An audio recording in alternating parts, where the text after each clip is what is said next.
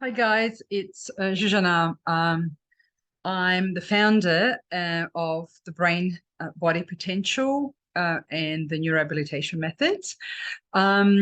Today I'm just answering questions. A question was from a parent. My child is not ready to sit up, but could I prop him up with cushions so he can play and sit or look at us? Yeah, I probably would say no. Yes, you can do it, but would you do it is the question. And this is my explanation why I wouldn't do it. Okay. Um, I believe that a child should never be placed in a position where they cannot move independently into or out of.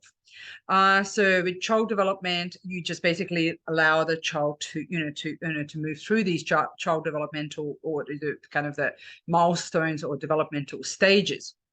Now, propping a child up, a child cannot wriggle out of it. Pain might set in, and it cannot move out of it. Cannot move in or cannot move out of it. It's a bad sign. Now, also the little spine that is not ready. To kind of be in a 90 degree position. So we will see that is going to put a lot of pressure on the lower back, lower back of the child, and the child will sit with a hunched back. At this stage, it's not ideal. When children sit up by themselves, so when the children are propped up, you'll find that all of them have, imagine the legs are out, and they're going to develop a hunchback. So I'm just going to use my therapy doll. If a child sit up by themselves, they kind of have a very, by then their lower back is ready, they kind of have a very straight lower back and they can maintain that position. A child who is placed in, you'll find that they're going to be curved and the back is going to be curved as well. So this is one of my reasons. Now, the other reason I would never do that, never, well, not never, but probably just do it sparingly. Sitting is supported by too many weight-bearing triangle positions.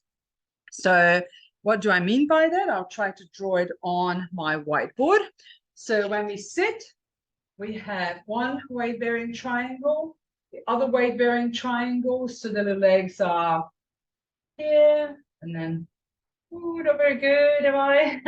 So there's one weight-bearing triangle and two. So all these weight-bearing triangles, imagine this is the pelvis, this is the head, the child is looking forward. So this is one weight-bearing triangle and the next one.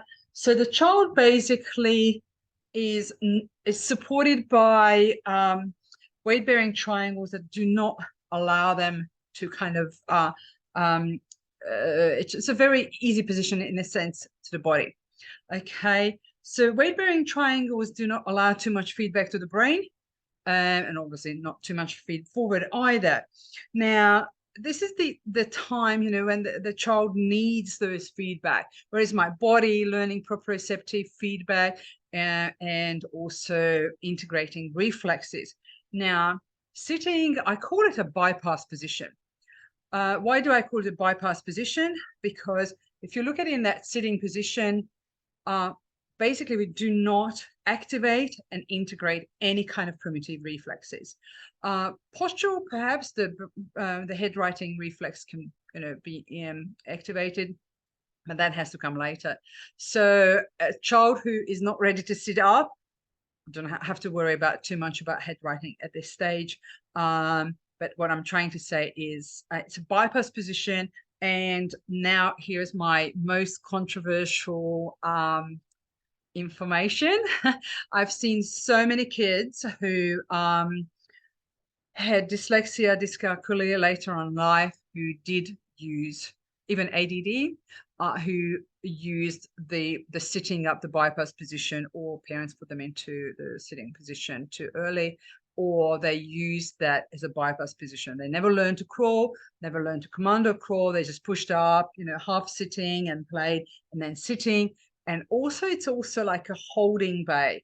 I have worked with many children who were 16 months of age.